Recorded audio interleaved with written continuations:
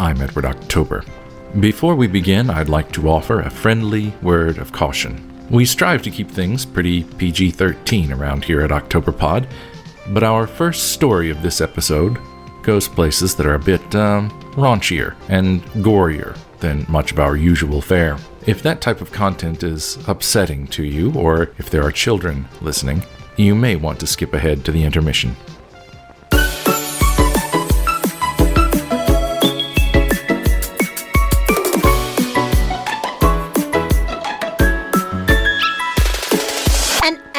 Told me it was impossible, but all it took was KIMMI's clean goop, a toothbrush, and some elbow grease to clean the dirtiest men's room at White. I'm Edward October. The sound you hear is the latest YouTube video from cleaning influencer KIMMI, not her real name, Clean. Enjoyed KIMMI Cleans It? Be sure to smash that like button and cuddle the notification bell to make sure you don't miss my latest videos. Next time, I'll be cleaning off the loneliest widow gravestone you've ever seen. Mwah. Bye, guys. This is the start of Octoberpod.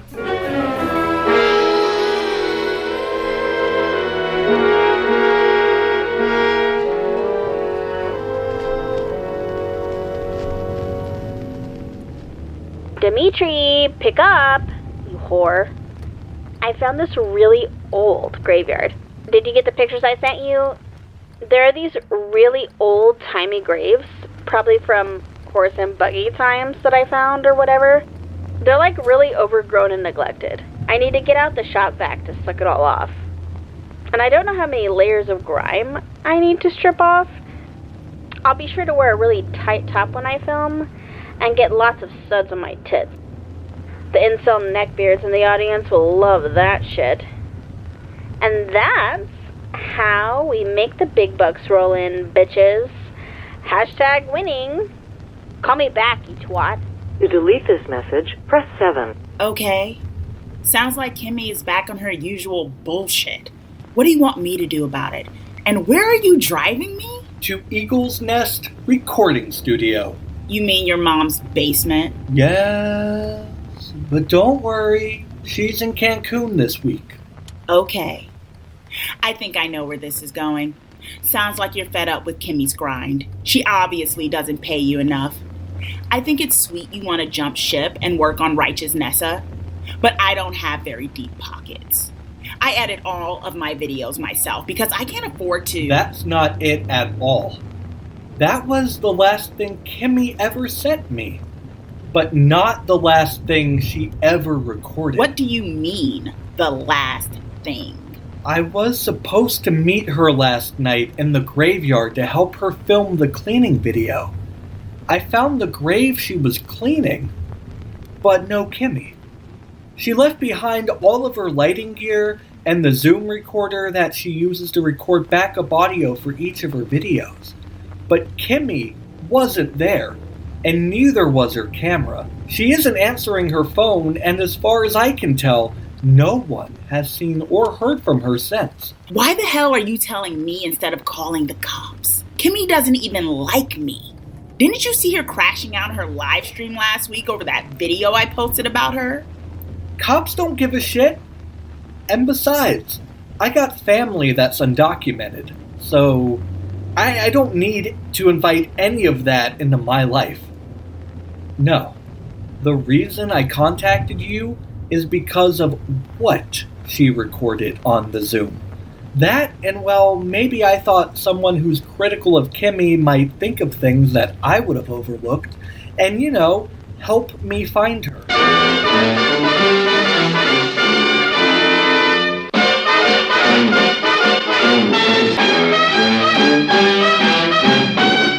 KIMMI Cleans It, from an original story by Amber Jourdan, narrated by MJ McAddams, with Michael Krychiw and Chauncey K. Robinson. Additional editing provided by Kevin, host of the Jury Room podcast.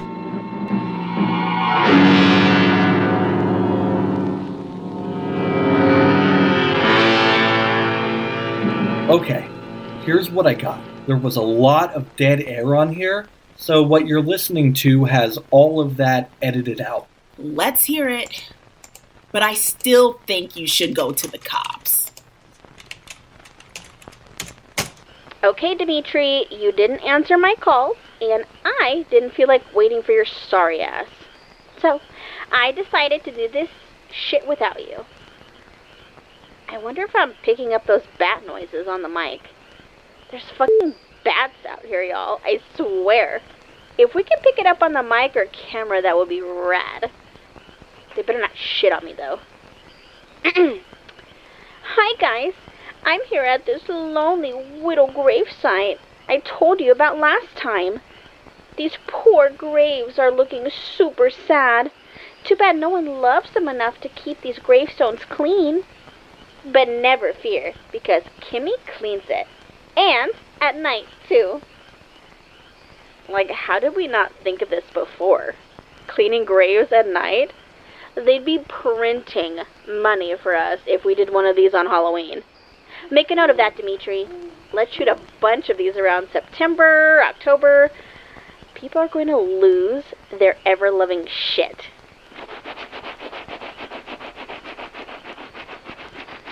What is this? What are we listening to? I don't have the matching video to confirm it, but it sounds like her just cleaning. Yeah, cleaning. Knowing her, she's probably got suds all over her body and started humping that gravestone like it's a sports car in a White Snake video. Sorry, Grandma, I don't speak Gen X, so I didn't get that reference, but I'll take your word for it. Let me fast forward a bit.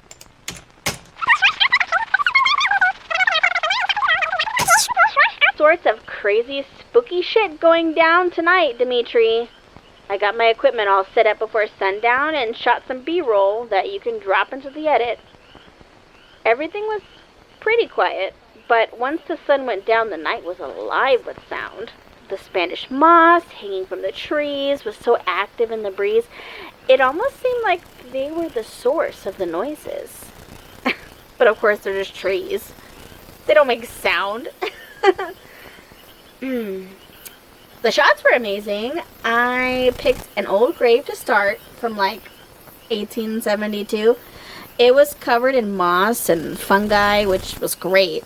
I managed to get a shot of it lit by the setting sun, and it kind of glowed orange. You'll probably shit when you see it. I bet that ups my views. Okay, just taking a break. Scraped out to get through the old layers of the moss and the crud off the headstone. I think a snake slithered across while I was cleaning. I'll have to look when we edit to see if the camera picked it up. Hear that? Dude, this shit will be Halloween gold. Too bad we're going to release this in February or some shit. Like I said, we'll have to come back in the fall. Maybe the owl will try to swoop at me. That would make a sick thumbnail image.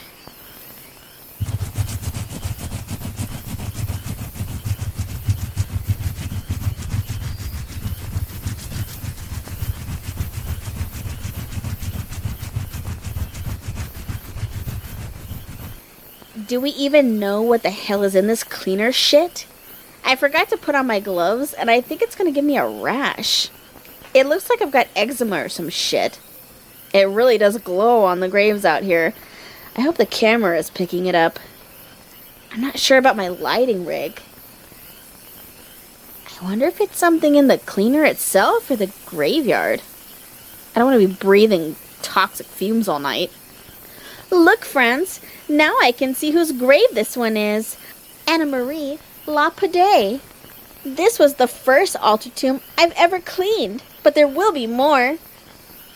There's a really fancy looking one that I'm going to get in a bunch of background shots as a teaser before I go clean it.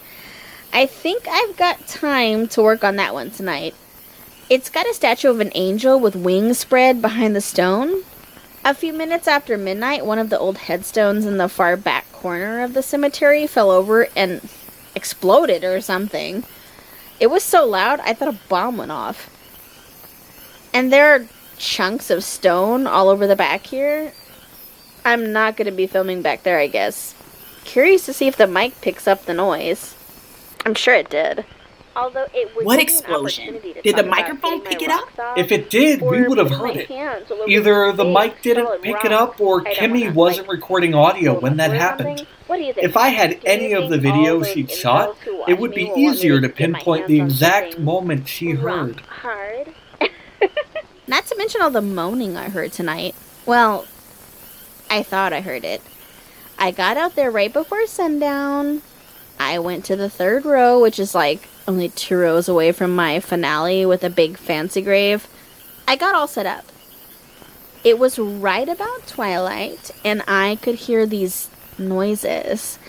I thought it was wind in the trees or like a far off building. I mean, I can't see any far off buildings, but like I'm sure I've heard sound carries like much further than vision or something like that. I walked quietly through the graveyard until I could hear it more clearly, and it was definitely not the wind. I peeked around one of the headstones next to the big angel grave, and I swear I saw a woman leaning against the headstone. She was all in shadow, but the head turned in my direction just as I popped my head out from behind the stone, so I pulled back right away. But like, I'm sure I saw a woman. When I got the nerve up to look again a second later, there was nobody. And no moaning sound.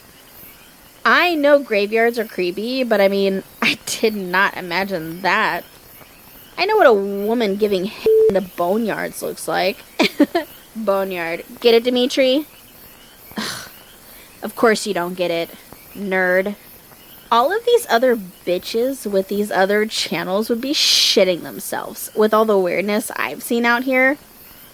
Not me. When KIMMI comes and cleans it, y'all bitches better believe she cleans it good.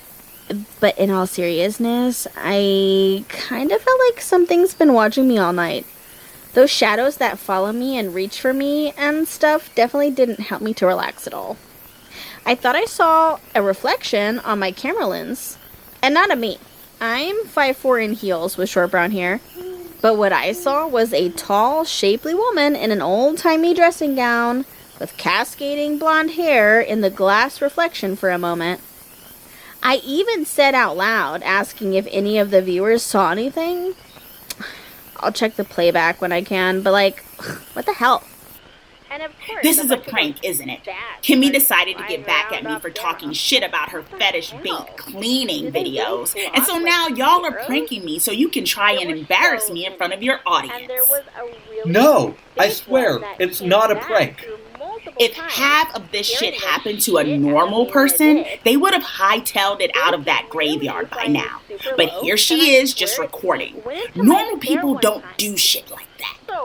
I think we both know KIMMI isn't normal. We're gonna sell so much cleaning goop after tonight. The neckbeards love it when I just start working with everything barehanded. Especially when I whip the gloves off and really go to town without them. Dudes really get off on it.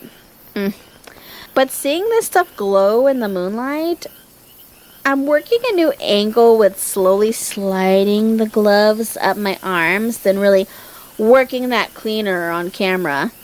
But I am truthfully never touching that stuff barehanded again. The supplier will absolutely not tell me what's in it, which means it's bad news bears, buddy. Thank God I only use this stuff outdoors. Imagine what inhaling it is doing to people. Fucking idiots. But they're loving it. So I'm gonna give it to them. They buy my goop, I get their moolah. I swear to God, I keep seeing shit out of the corner of my eye. I can never turn my head fast enough to catch more than a glimpse, but I swear there was someone out there. Just watching me from around the tombstones. I would put out more of my lights if it wouldn't ruin the at-night aesthetic. It's more likely they're rednecks about to shoot me for being on their property than ghosts. Jesus, it's all swampy out here. I've never seen so many creepy crawlies in all my life. An owl's hooting. I guess it's mating season or something. Again, I just hope my sound equipment picked it up. I'm using your Zoom F3 to record, which is usually pretty solid. So I'm cleaning the last grave. Hopefully we got some good ASMR because I didn't feel like narrating. That angel statue, as you can see if the video footage turns out okay, is not an angel. It's more like a gargoyle. Well, friends, we finally cleaned off the last widow grave. Death is so sad, isn't it? But I get so dirty cleaning this grave. So now, let's see who's buried here. Here lies the insatiable appetite for life of Dame Camille Baudelaire. May those around her rest in stillness. That's pretty fucking weird for an inscription. Historical gravestones usually have a Bible verse or some shit on them, not...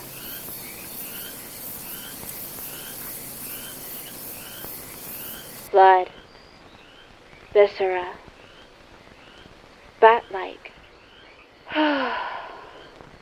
Recharging. What the fuck? Hi, I'm KIMMI. And KIMMI cleans it.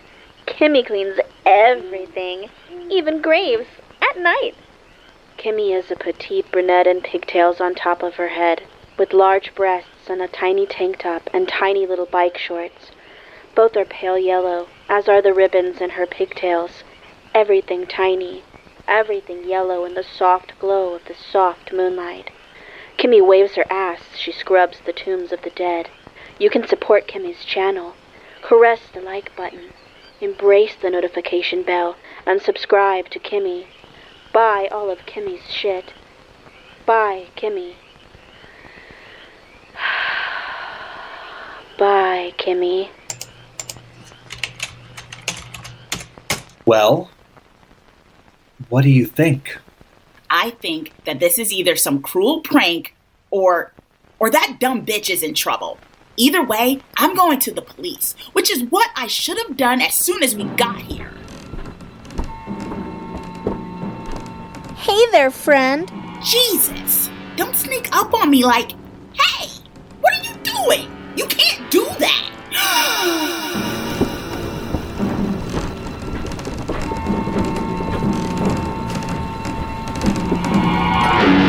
Interior, basement recording studio, night. Nessa struggles as she moves backward along the edge of the desk. KIMMI pins her to the wall. Nessa's shoulders are cocked at an awkward angle. You can't do this to me. People will come looking for me. They'll see what you've done and they'll lock you up. They'll give you the gas chamber. Just think about the reaction videos and true crime podcasts this event will spawn. It was a super sad choice you made when you said all those nasty things about me. But I like nasty. Girls like me need nasty things to clean. You're nasty, aren't you? Righteous Nessa? I can smell it. Don't worry, friend. I can make you clean. Cut 2. Tight shot on KIMMI's sharp, blackened thumbnail-piercing Nessa's throat. A rope of hot red blood spurts out, splashing the wood-paneled wall and soaking the fabric of Nessa's blouse. Cut 2. Wider shot. Nessa howls as she flails her legs in the air, struggling to free herself from KIMMI's grip. Small blood trails run down her legs as she kicks. KIMMI's ravenous jaws tear a chunk of meat from Nessa's throat. She chews it, savoring the juices. And takes it on with her.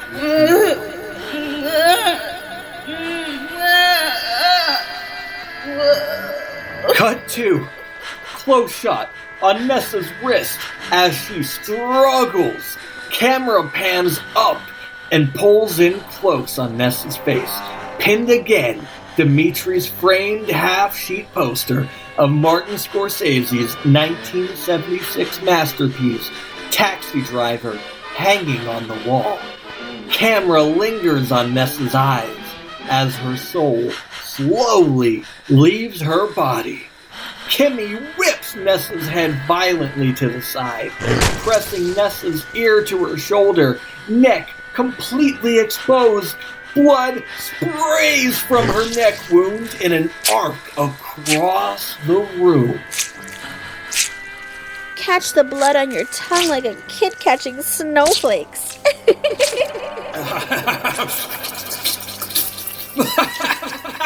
Aw, look at the blood dribbling all over my shirt. It's so messy. So dirty. Cut to Nessa. She writhes for a moment before slowing her movements. Blood blossoms on both of her arms. KIMMI rips Nessa's head from her wrist. Blood spurts out, throwing red stains over everything under the flow. The taxi driver poster is now painted red. Appropriate. Cut to KIMMI as she devours the hand, bite by bite. Nessa's ring finger falls onto a puddle of her own blood that has formed on the deep shag carpet. Now cut to wide shot. Nessa's disembodied head flies across the room and lands off screen. In that brief moment, we see her eyes are not in their sockets, and both of her cheeks have been bitten off. Chunks of viscera sail through the air and land on the lens of the camera, covering the screen in a dark red mass. Wasn't that fun, Dimitri? Did the cameras pick it all up? Oh yeah. Can you imagine the views we're gonna get? That's all for today on KIMMI Cleans It. We cleaned up nasty little Nessa from Righteousness on YouTube. Don't forget to subscribe, snuggle the like button, and stroke the notification bell. And tell us in the comments who we should clean up next. Mwah! Bye, guys!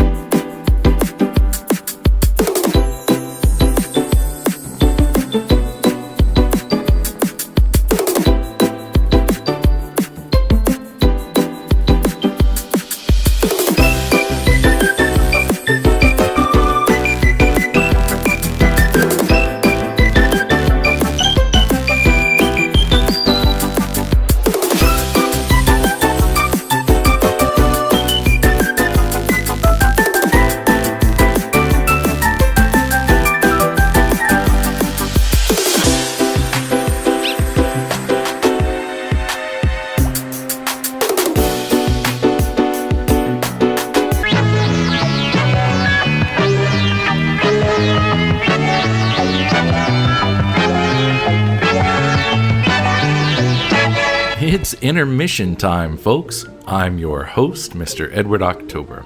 Between the acts of Octoberpod, while you're munching on the popcorn or corn dogs or hot tamales or red hots you purchased from our concession stand, I thought it might be fun to step back into the murky marble mausoleum of Reddit to read a few true and truly terrifying accounts of ghastly graveyard encounters, spooky cemetery experiences, and frightening funeral home fun.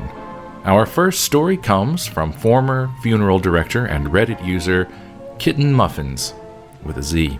This user begins by clarifying that they worked at a family-owned funeral home formerly operated by their grandfather. One of our workers cleaned up after everyone had left from a visitation/viewing/wake. It was about 9 p.m. or later, and he saw one last guest walking around in the visitation room. He went to help escort the gentleman out when he discovered no one was in there.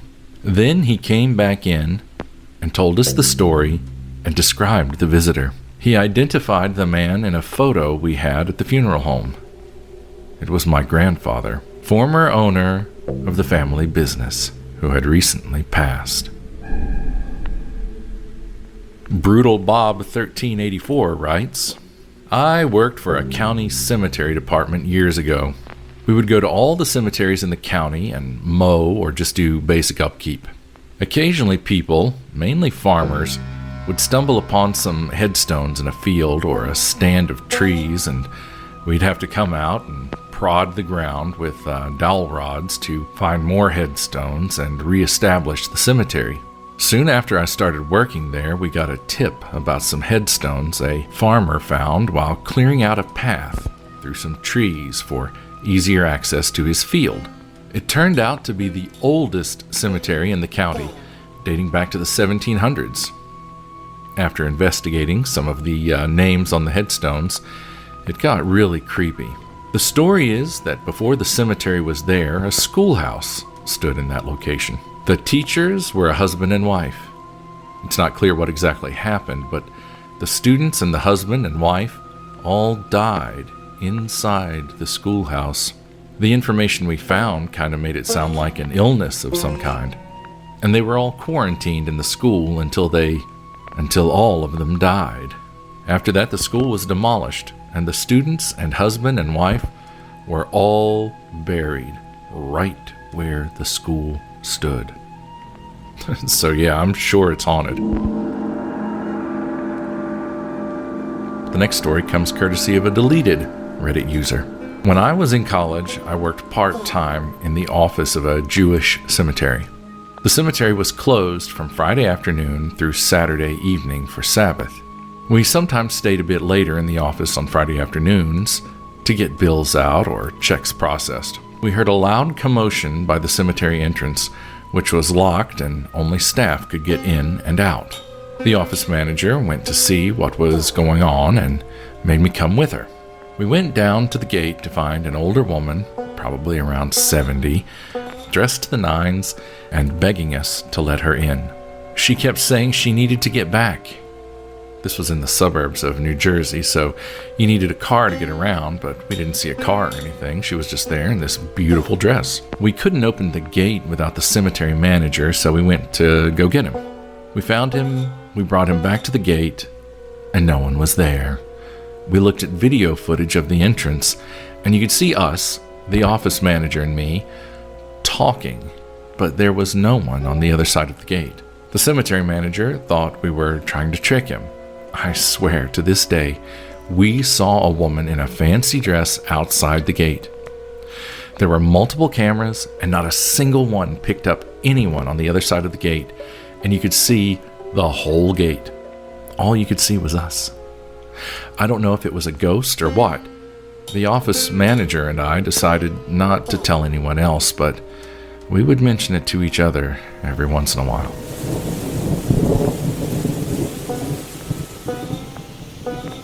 Odakayu 11 writes, I used to work as a park ranger in a cemetery in London, which has been converted into a nature reserve.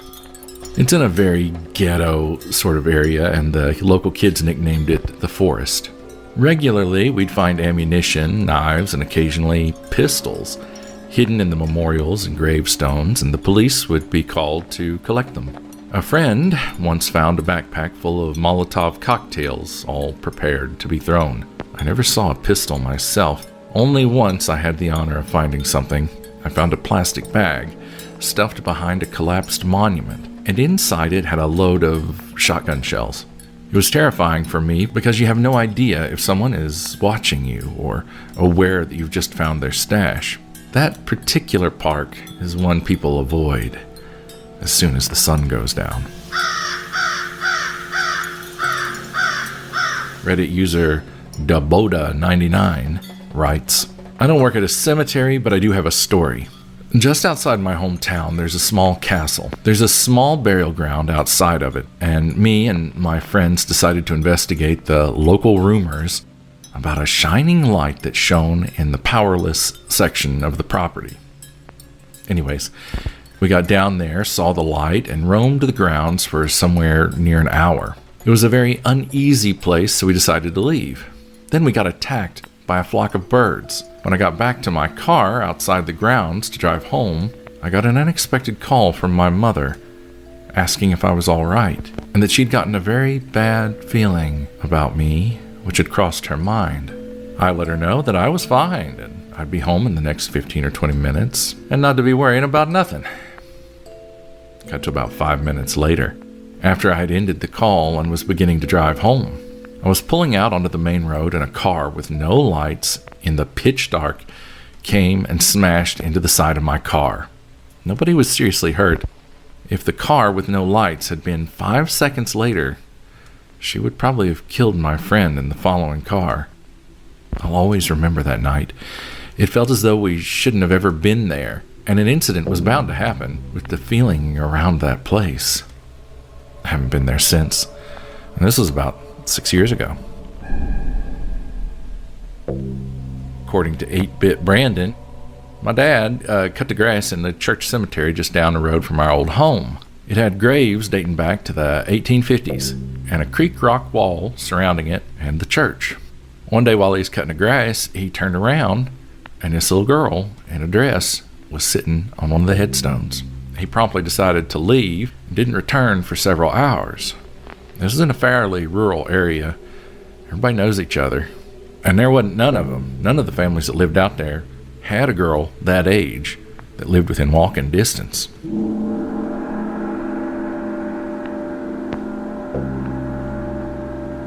This one comes from Anger is My Default Mode.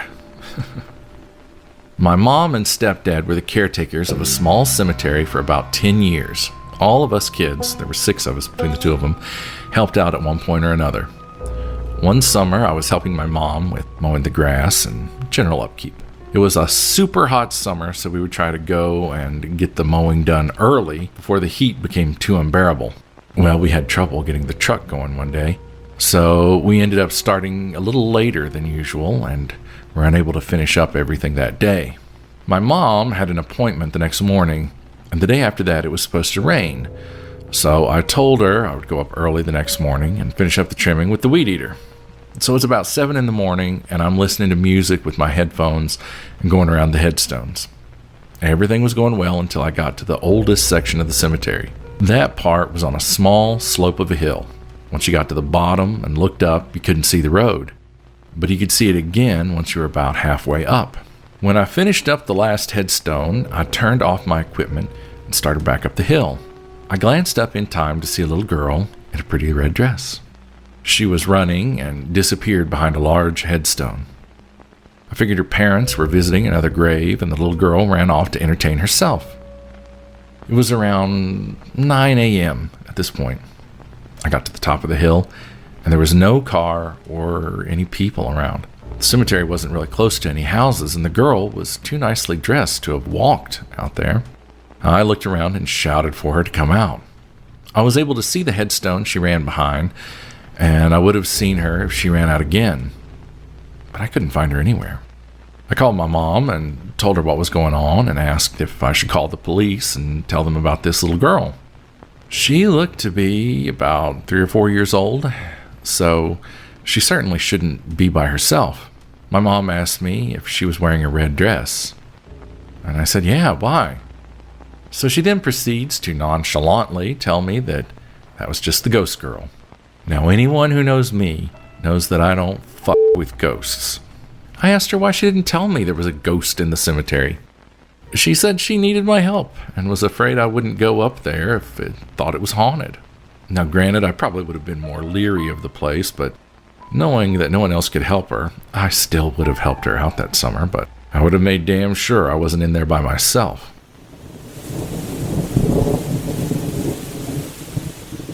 Our last tale comes courtesy of a deleted user who writes, I'm from a small town, and when we were younger, we'd go out on the back roads and drink. One night, we'd parked on the side of the road by a small cemetery and walked over to the bridge nearby. The bridge is only about 100 feet or so, as it only spanned a small creek. The road dipped down to cross the bridge and then went back up the other side. Now, this is just a few miles from a state highway, and a train track followed the highway. Since a car turning on the road towards us had to hop the tracks, we could see the headlights flash, and we knew in a while we'd have to get off the bridge. This only happened about once an hour or so, and we'd already moved for one car. We saw another car jump them tracks and made a note that we'd have to move in a few minutes. There's a road that turned to some houses, and sometimes we'd walk off the bridge to only see the lights turn away. And this time we decided, well, let's just wait and see. Plenty of time to get out of the way. Now you could hear the car as it approached. We went back to talking. I think someone was in the middle of a story or joke or something. Then somebody said, "Hey, did that car make that turn?" We all looked toward the highway, realizing at once the red tail lights of a car climbing the road upwards from the bridge. We heard the car as soon as we saw it. After a moment of shock, we tried to talk it out. We all knew there was no road or anything between us and where we saw them taillights, but we asked each other anyways. We even looked closely when we left and made sure. Nothing but a tiny back road going over the bridge and then ditches. The next house or road was miles from a bridge. Doesn't make any sense. We never figured out what happened.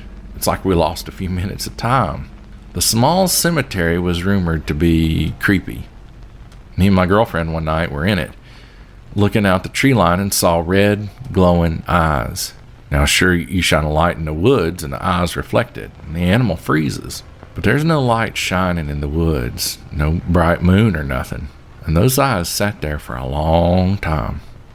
A real long time. We talked to each other about what we saw and never figured that out either. During the day, we went down to the trees and looked in the area, thinking maybe as a reflector shining weird or something like that, even though there's no light for it to reflect. But there's nothing out there but woods. If those tales don't keep you from whistling as you walk past a graveyard, I don't know what will. Do you have a frightening true experience that happened in a graveyard, cemetery, mausoleum, or funeral home? If so, why don't you tell us about it? Write to octoberpod@gmail.com with your spooky story, and we just might read it on a future episode. Well, I can see from my spot in the graveyard up on the hill that the lights at our concession stand are starting to wink out. That can only mean one thing. Act 2 of Octoberpod starts now.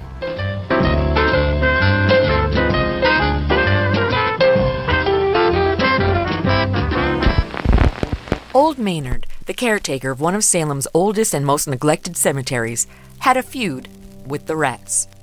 Generations ago, they'd come up from the wharves and settled in the graveyard, a colony of abnormally large rats. And when Maynard had taken charge after the inexplicable disappearance of the former caretaker, he decided that they must go. At first, he set traps for them and put poisoned food by their burrows, and later he tried to shoot them. But it did no good. The rats stayed, multiplying and overrunning the graveyard with their ravenous hordes.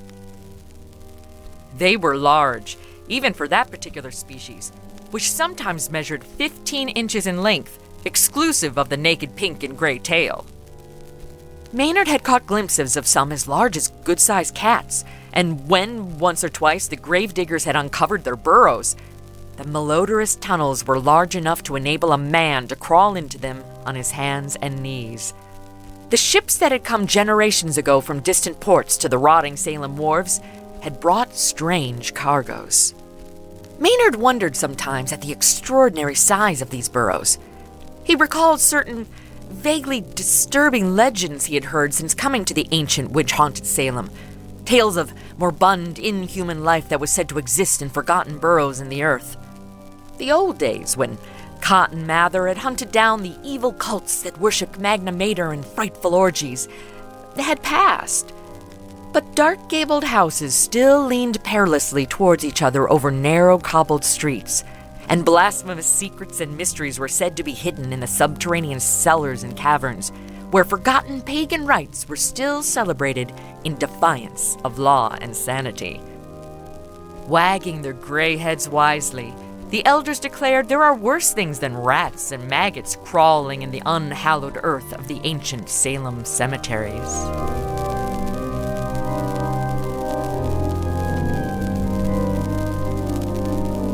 The Graveyard Rats by Henry Kuttner, from the March 1936 edition of Weird Tales, narrated by Chrisi Talyn Saje, creator star of Madison on the Air. And then, too, there was this curious dread of the rats. Maynard disliked and respected the ferocious little rodents, for he knew the danger that lurked in their flashing, needle-sharp fangs. But he could not understand the inexplicable horror which the oldsters held for deserted, rat-infested houses. He had heard vague rumors of ghoulish beings that dwelt far underground, that had the power of commanding the rats, marshaling them like horrible armies.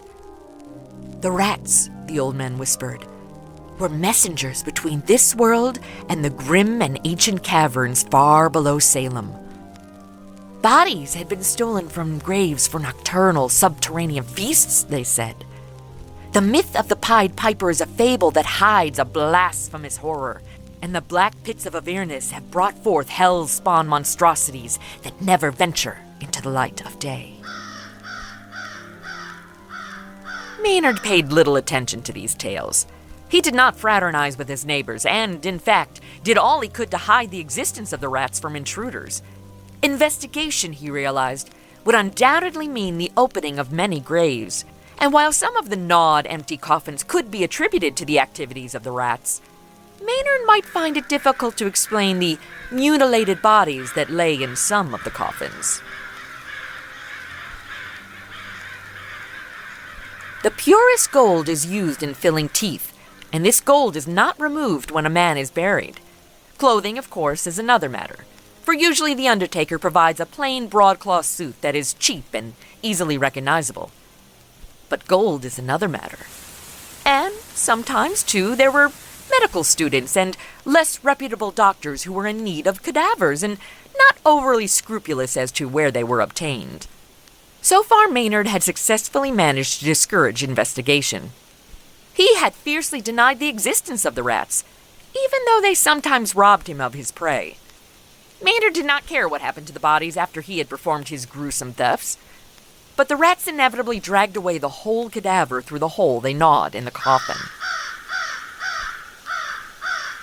The size of these burrows occasionally worried Maynard. Then, too, was the curious circumstance of the coffins always being gnawed open at the end, never at the side or top. It was almost as though the rats were working under the direction of some impossibly intelligent leader. Now he stood in an open grave and threw a last sprinkling of wet earth on the heap beside the pit. It was raining, a slow, cold drizzle that for weeks had been descending from soggy black clouds. The graveyard was a slough of yellow, sucking mud, from which the rain-washed tombstones stood up in irregular battalions. The rats had retreated to their burrows, and Maynard had not seen one for days. But his gaunt, unshaven face was set in frowning lines. The coffin on which he was standing was a wooden one. The body had been buried several days earlier, but Maynard had not dared to disinter it before. A relative of the dead man had been coming to the grave at intervals, even in the drenching rain. But he would hardly come at this late hour, no matter how much grief he might be suffering, Maynard thought, grinning wryly. He straightened and laid the shovel aside. From the hill on which the ancient graveyard lay, he could see the lights of Salem flickering dimly through the downpour. He drew a flashlight from his pocket. He would need light now. Taking up the spade, he bent and examined the fastenings of the coffin. Abruptly, he stiffened. Beneath his feet, he sensed an unquiet stirring and scratching, as though something were moving within the coffin. For a moment, a pang of superstitious fear shot through Maynard, and then rage replaced it as he realized the significance of the sound. The rats had forestalled him again. In a paroxysm of anger, Maynard wrenched at the fastenings of the coffin. He caught the sharp edge of the shovel under the lid and pried it up until he could finish the job with his hands. Then he sent the flashlight's cold beam darting down into the coffin. Rain splattered against the white satin lining. The coffin was empty. Maynard saw a flicker of movement at the head of the case and darted the light in that direction. The end of the sarcophagus had been gnawed through, and a gaping hole led into darkness. A black shoe, limp and dragging, was disappearing as Maynard watched, and abruptly he realized that the rats had forestalled him by only a few minutes. He fell on his hands and knees and made a hasty clutch at the shoe, and the flashlight incontinently fell into the coffin and went out. The shoe was tugged from his grasp. He heard a sharp, excited squealing, and then he had the flashlight again, and was darting its light into the burrow. It was a large one. It had to be, or the corpse could not have been dragged along it. Maynard wondered at the size of the rats that could carry away a man's body. But the thought of the loaded revolver in his pocket fortified him. Probably if the corpse had been an ordinary one, Maynard would have left the rats with their spoils rather than venture into the narrow burrow. But he remembered an especially fine set of cufflinks he had observed, as well as a stick pin that was undoubtedly genuine pearl. With scarcely a pause, he clipped the flashlight to his belt and crept into the burrow. It was a tight fit, but he managed to squeeze himself along. Ahead of him in the flashlight's glow, he could see the shoes dragging along the wet earth of the bottom of the tunnel. He crept along the burrows as rapidly as he could, occasionally barely able to squeeze his lean body through the narrow walls. The air was overpowering with its musty stench of carrion. If he could not reach the corpse in a minute, Maynard decided, he would turn back. Elated fears were beginning to crawl maggot-like within his mind, but greed urged him on. He crawled forward, several times passing the mouths of adjoining tunnels. The walls of the burrow were damp and slimy, and twice lumps of dirt dropped behind him. The second time he paused and screwed his head around to look back. He could see nothing, of course, until he unhooked the flashlight from his belt and reversed it. Several clods lay on the ground behind him, and the danger of his position suddenly became real and terrifying. With thoughts of a cave-in making his pulse race, he decided to abandon the pursuit, even though he had now almost overtaken the corpse and the invisible thing that pulled it. But he had overlooked one thing. The burrow was too narrow to allow him to turn. Panic touched him briefly, but he remembered a side tunnel he had just passed and backed awkwardly along the tunnel until he came to it. He thrust his legs into it, backing until he found himself able to turn. Then he hurriedly began to retrace his way, although his knees were bruised and painful. Agonizing pain shot through his leg. He felt sharp teeth sink into his flesh and kicked out frantically. There was a shrill squealing and the scurry of many feet. Flashing the light behind him, Maynard caught his breath on a sob of fear as he saw a dozen great rats watching him intently, their slitted eyes glittering in the light. They were great, misshapen things as large as cats, and behind them he caught a glimpse of a dark shape that stirred and moved swiftly aside into the shadow, and he shuddered at the unbelievable size of the thing. The light had held them for a moment, but they were edging closer, their teeth dull orange in the pale light. Maynard tugged at his pistol, managing to extract it from his pocket, and aimed carefully. It was an awkward position, and he tried to press his feet into the soggy sides of the burrow so that he would not inadvertently send a bullet into one of them. The rolling thunder of the shot deafened him for a time, and the clouds of smoke sent him coughing. When he could hear again and the smoke had cleared, he saw that the rats were gone. He put the pistol back and began to creep swiftly along the tunnel. And then, with a scurry and a rush, they were upon him again. They swarmed over his legs, biting and squealing insanely, and Maynard shrieked horribly as he snatched for his gun. He fired without aiming, and only luck saved him from blowing a foot off. This time, the rats did not retreat so far, but Maynard was crawling as swiftly as he could along the burrow, ready to fire again at the first sound of another attack. There was a patter of feet, and he sent the light stabbing behind him. A great gray rat paused and watched him. Its long, ragged whiskers twitched, and its scabrous, naked tail was moving slowly from side to side. Maynard shouted, and the rat retreated. He crawled on, pausing briefly, the black gap of a side tunnel at his elbow, as he made out a shapeless huddle on the damp clay a few yards ahead. For a second he thought it was a mass of earth that had been dislodged from the roof, and then he recognized it as a human body. It was a brown and shriveled, mummified, and with a dreadful, unbelieving shock, Maynard realized that it was moving. It was crawling towards him, and in the pale glow of the flashlight, the man saw a frightful gargoyle face thrust into his own. It was the passionless, death's head skull of a long-dead corpse, instinct with hellish life. The glazed eyes, swollen and bulbous, betrayed the thing's blindness.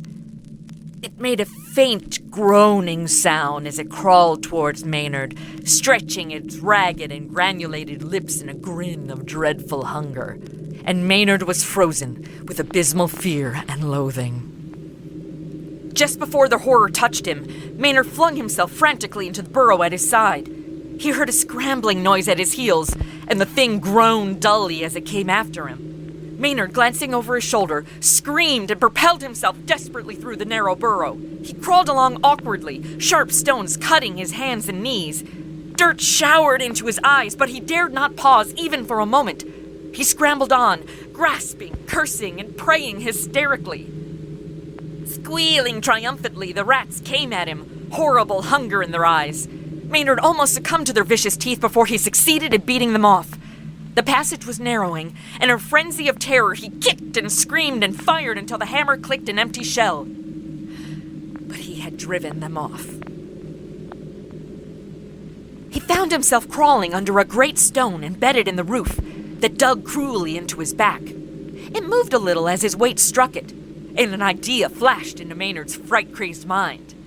If he could bring down the stone so that it blocked the tunnel.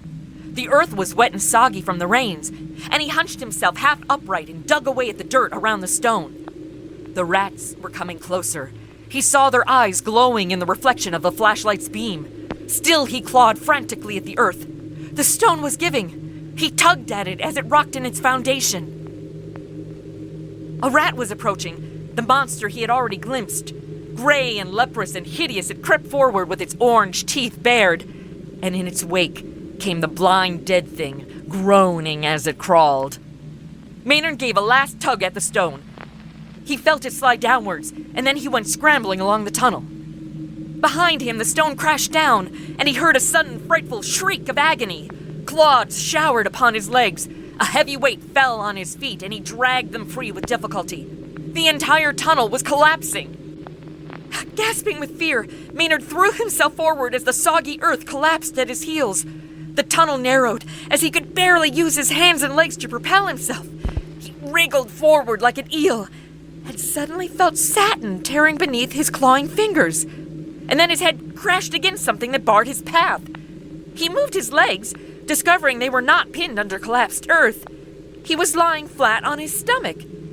And when he tried to raise himself, he found that the roof was only a few inches from his back. Panic shot through him.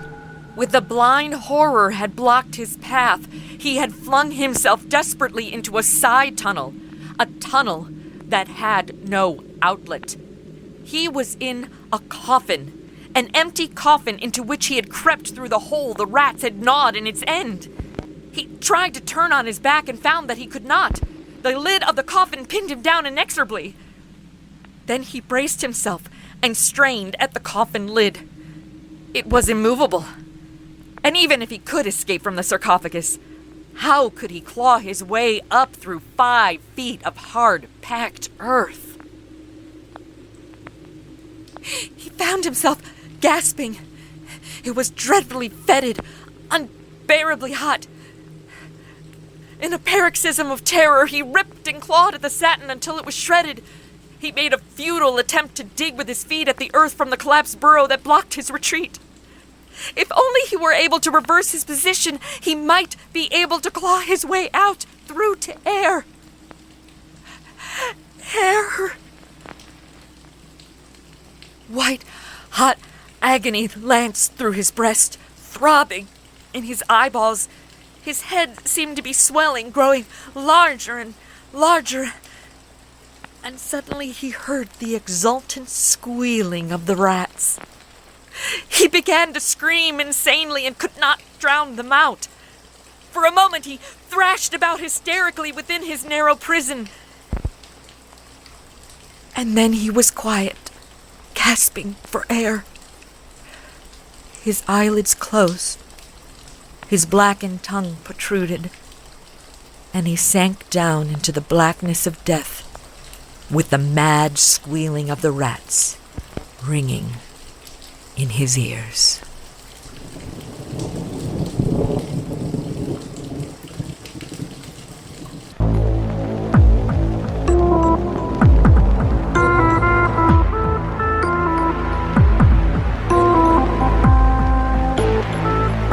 October, 1985. DePaul University, Lincoln Park, Chicago. I was invited to a dorm room party. You know, one of those parties with maybe one bottle of cheap vodka for like 10 people crammed into a tiny dorm room. Well, then they pulled out a Ouija board, and me and Larry, we ended up becoming great friends, decided to play with it. It was crazy because we were getting it to answer our questions right away. Larry and I kept accusing each other of pushing the planchette. And to this day, I still think Larry might have been moving the planchette for a couple of those initial interactions. Then I asked the board if there was a deceased family member of anyone in the room. It pointed to yes. I asked for their name, and it spelled out L-E-O. This girl Marie was watching over our shoulders, and when the board spelled out this name, she screamed and ran out of the room. Somebody went looking for her and found her sobbing in the hallway. We later found out from Marie's roommate that she had a brother named Leo who had died from leukemia when he was 6. Larry and I met again the following weekend. This time it was at my apartment. A few people who were at the dorm party and a handful of others showed up. We were running the board again, and someone had the brilliant idea of going to Graceland to do it. Graceland is an amazing historical cemetery in Chicago at Clark and Irving. It's not too far from DePaul. Anyway, we piled into a couple of cars and drove around Graceland, but there was no way to get in. Then we drove past Wunder, the cemetery across the street, and the front chain link fence had a lot of panels missing, so we parked and went in there. It was about 9:30 in the evening, but the city never truly gets dark because of all the light pollution from street lamps, lighted alleys, and illuminated signs. We walked a little bit to get away from the noise of Clark Street and found a nice secluded spot. Larry and I sat down with the board on our knees between us, and everyone else was in a half circle around us. There was a headstone to my right and one to Larry's left. The group took turns asking questions, but no dice. Nothing. So I said, "Hey, we are in a German cemetery. Can anyone speak German?" And this guy Bob said that he knew some German, and so he started asking the questions. And at this point, the planchette started going around in circles. Then, for some reason, I can't fully remember, it was so long ago, we switched back to English, and every question was answered with no. Very hard, very fast, like an instantaneous zoom to no. I then asked, "Are we safe here?" The planchette rose up about 2 feet off the board in a vertical position, spun around a few times, and then shot off to my right between the headstones. Everybody ran. And that was my very last Ouija experience. Stick around after the credits for a brief message from some of our favorite podcasters, creators, and friends. There may even be some bloopers, outtakes, and bonus content as well. You have been listening to Octoberpod. Octoberpod is produced, edited, and directed by Edward October. The series co-producers are Amber Jourdan, Whitney Zahar, and producer emeritus MJ McAddams. Additional audio engineering for select segments provided by Kevin of Straight Line Creative. Logo and banner graphics by Jessica Good. Edward October character design by Nick Calavera. Select stock photography and illustrations courtesy of unsplash.com. Thorax theme from Octoberpod and overture from Bigfoot Apocalypse composed and performed by Nico Vitezi.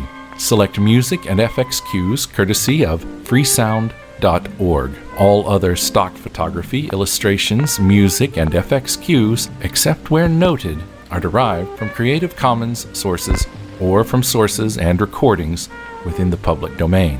All stories, essays, scripts, and audio plays performed on Octoberpod AM or Octoberpod Home Video are the intellectual property of their creators. Octoberpod retains the rights to the resultant audio productions and related promotional materials. Any content produced by Octoberpod may not be sold and distributed outside of Octoberpod or used to train AI models without the express written permission of the content owners. Octoberpod was conceived and performed in its entirety by real human creators.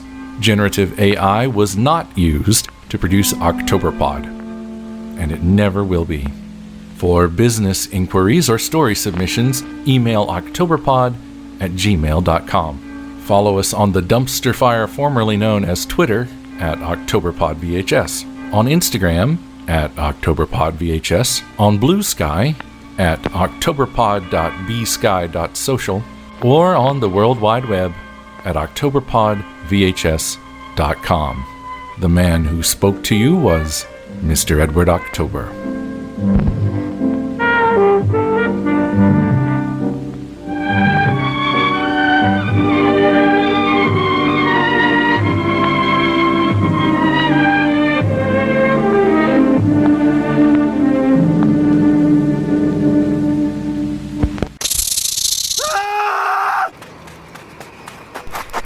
Why, greetings, my dear traveler. I see my sweet pet Larry has guided you right to where you need to be. Oh, where are you, you ask? This is the morbid forest. Come, sit by the fire for a while, and let Ranger Harper regale you with a tale to truly terrify. The Morbid Forest is a horror fiction anthology podcast. New episodes release every Tuesday on your favorite podcast streaming app. So, stay close to the Ranger, or you'll find yourself trapped within the Morbid Forest. Welcome to Brew Crime, a true crime and beer podcast. Join me, Mike. And me, JT. As we explore the world of crime, conspiracies, or whatever catches our attention. This is a podcast where we pick a theme, cover a few cases, and pair them with a brew. Between themes, we do what we call Brew Crime News. A funny look at current news stories, be it crime, animals, sports, or even celebrities. You can find us on all social media at Brew Crime. Our website is brewcrime.com. And you can find us on any podcast app at Brew Crime Podcast. Join us as we discuss the horrible crimes that surround us, and maybe, definitely, tip a bottle or two back as you do it. Drink with us weekly. I gotta do one of these things again. This is Canary of the Canary PI audio drama. I'm just a run-of-the-mill PI trying to make a buck for his next corned beef sandwich. A magnet for the strange, a lure for the macabre. Sometimes the worst kind of monsters are very human. Other times, it's unexplainable. Peculiar short stories with a revolving cast of colorful characters. Say that 10 times fast. Mixing noir, horror, mystery, and drama. Reach us at rpcanarypi.carrd.co or look up Canary PI in your favorite search engine. Gotta go. Lunch is here. Hey, where's the pickle? And now don't go anywhere, because I have to say this. I'm Edward October. I'm Edward October. One, music. Cutesy, ooh style music. Just keep on a whistling, motherfucker.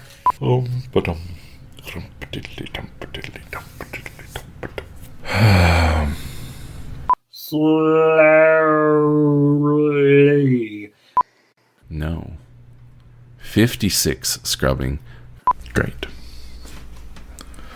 Super. Not bad. 87 grim conclusion music.